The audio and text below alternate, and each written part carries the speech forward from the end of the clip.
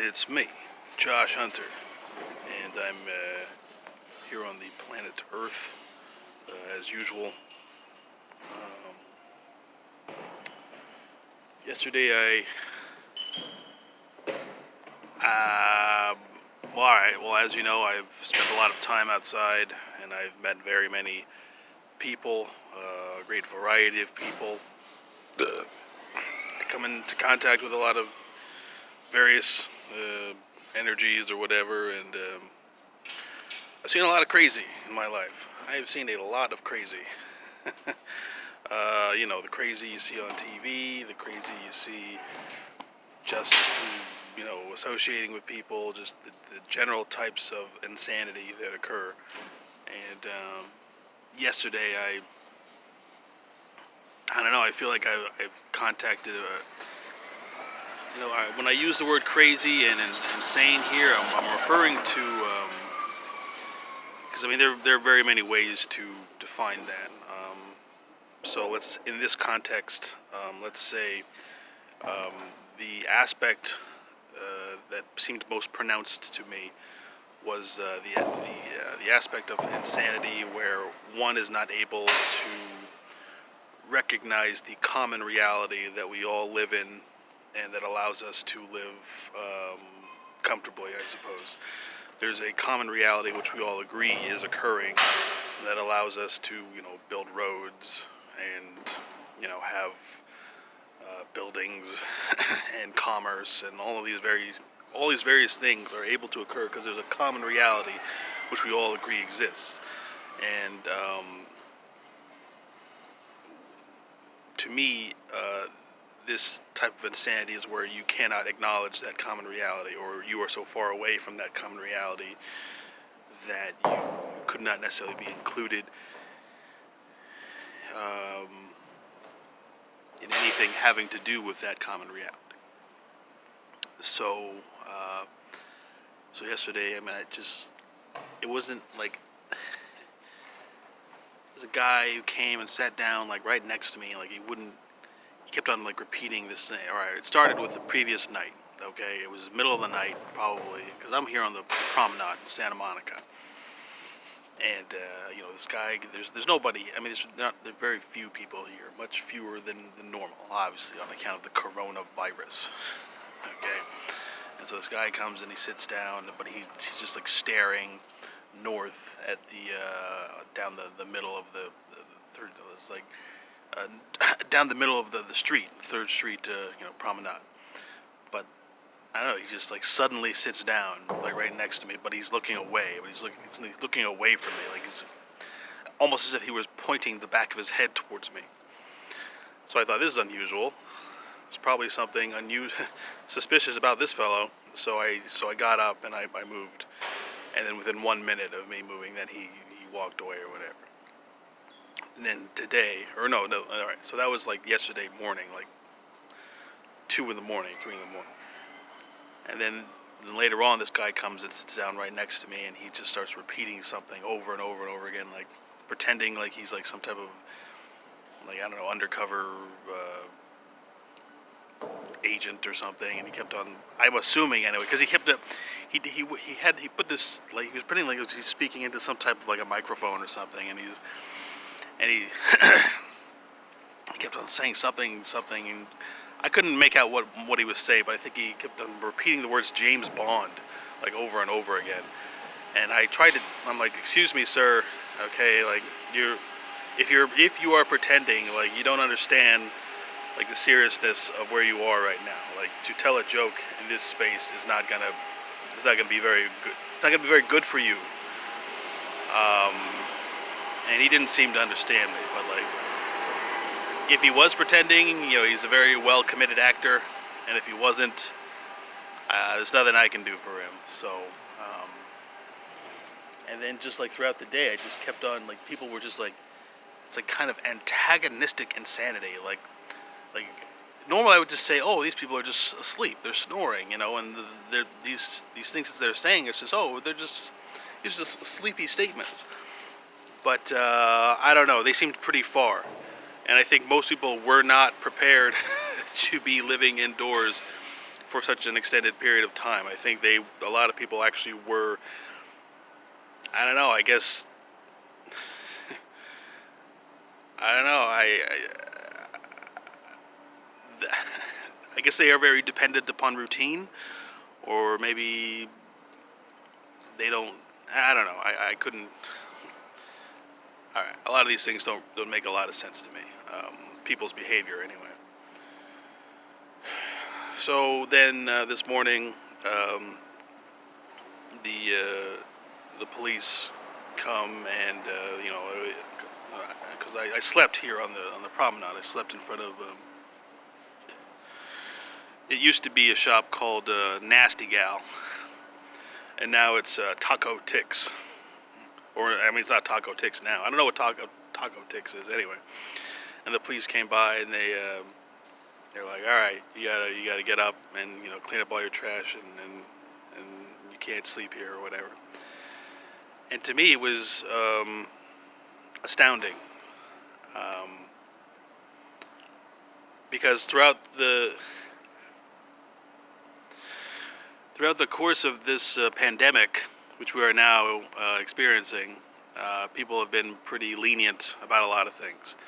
Because we have not been, having this issue. So I'm assuming they're doing this because they think that, things are going to open up soon, and I don't know, maybe they are. What the fuck do I know? But they haven't, done this thing where they say you can't be here. Like you're not allowed to be here. And I feel like the city of Santa Monica is a city that just and I am not trying to be critical or judgmental, but I feel like the city of Santa Monica is a city that refuses to learn anything. And I don't know. I remember one time there used to be Barnes and Noble. All right, there was a shop called Barnes and Noble that used to sell books. And I remember one day I was walking by, and in the front they have all these magazines. And this is an example of the logic that I'm telling you. This is a logic that I see in the city of Santa Monica, and I'm hoping that this does not have any hate in it. I'm frustrated that people don't understand that if it is a game to them, they can lose. I don't know if that statement packs a punch or whatever, but I was walking in front of Barnes and Noble, and maybe they were all right. And in front they had a magazine rack, and there was they had a Playboy magazine out in front, and at this time it was very busy. There was thousands of people who would be passing by. It was the holiday season, a lot of things going on. And, I was homeless, but I noticed okay. So then I went inside, and I normally don't even go into stores. I went inside. I said, look, you guys got a Playboy magazine right in front. And, there are kids walking by here. I don't know, maybe it's a modern age and people don't really care, but I would hope that you don't believe that you should be giving children an opportunity to have incorrect ideas about sexual activity. I hope you would realize that maybe the Playboy should go just a little bit further behind so that people can't... so that kids walking by don't because I'm saying it doesn't have to be a loud thing. Sometimes when you're a kid, it's just there's some slight thing. You were walking by, you saw a Playboy, you got the wrong idea about sex, and then God only knows what happens 15 years later. And so I went inside and I said, look, you should probably move this Playboy somewhere else. It's not a good idea to have this right in front. And they said, well, I don't know if they use this word, but when I used to work in retail, they called it a planogram. And so I think he may have said our planogram says we got to put men's interests right in front. And he's like, we were instructed to put this in front. Okay. And then I think 6 or 8 months later, they were out of business. That store is shut down and they're gone. Now look, all right, nobody buys books in stores anymore, so they were probably on their way out. Maybe I was just letting them know. I'm not letting them know. I don't consider myself an important part of this equation. But I'm saying, you have to read the room. Okay? There is a global pandemic going on right now. Okay, people are all around, walking around saying, we're in this together. We're all going to get through this. We're going to help each other out. We are in this together. People are screaming about how together we all are. Okay? And then you come up and you say to me, a homeless person, and all the homeless people on the Third Street Promenade, you say, oh, you can't be here. Okay. All right. So in LA, on their police cars, they say to serve and protect. That's like their motto. They don't have that motto on the Santa Monica police cars, but generally speaking, I think when we think of police officers, their motto is to serve and protect. So I got to ask myself, all these stores are closed, nobody's shopping here, there's nothing going on. Why, like, who is being served and who is being protected by removing us from this place? We have nowhere else to go. Now I understand it's the first thing in the morning. You probably it's like, well, you shouldn't be like hanging around or whatever. I don't know, but you have to see that there are consequences to your actions. When you ask someone to move, that they can't be here when there's nowhere else to go, you have to think, okay, is it possible that this same thing will happen to me? Is it possible that the same thing can happen to me? Okay? Okay, you're supposed to have discretion, generally, as a police officer. You're supposed to and I don't know. I know there are a lot of things going on between relations between police and people who aren't police, but there's a lack of seriousness, which I've noticed. You know, you're not. I'm only saying this because I know at some point, I'm not sorry. I don't know necessarily, but at some point, someone may say, "Oh, fuck, this guy, like he put a curse on me. He put a curse on me. This guy put a fucking curse on me." And I'm trying to tell you, you put a fucking curse on yourself. Okay? You have to realize that there are consequences to your actions. Okay? You have to realize what real crime is. And when I look into the eyes of police officers in general, they don't seem to know what real crime is. They don't seem to understand what crime is. Like, they don't, like, it's like, oh, gotta follow the rules. You gotta do this, you gotta do that, you gotta follow orders. But you don't know what crime is. And that's why I try to be gentler with Santa Monica police. They just seem like they seem like a bunch of kids in my sense. Like, they don't, like, they're playing, like, they're just playing police officer. Like, they've never seen real crime. And so you might ask, what's real crime, Josh? Obviously, it would not be responsible or the mature thing for me to describe real crime to you. You think just because, like, you think murder and drugs and these are such small time things. Like,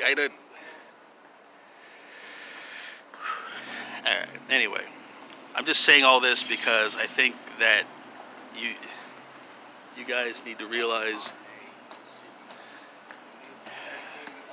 you can't.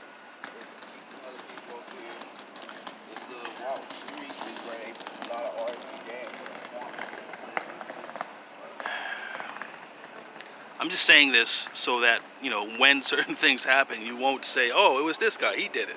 Like, it wasn't me, you did it to yourself. I mean, the person who would say, like, oh, like the superstitious people who want to say, oh, remember, you guys moved me first. Okay? You moved me when there was no reason to, when it is excessive, when it is needless. There's nobody here, there's nobody shopping. Yes, you can't be laying down in front of store shops, at a certain time in the morning, but there's nobody here. And it's not. I really have tried to warn people as best as I can that there are factors at play which are beyond your comprehension, and sometimes you just have to put your pride aside and just say, okay, you know what? That's what discretion is. You know what I'm going to do? I'm going to let this one slide. but I just want this on the record. All right. Thanks for watching.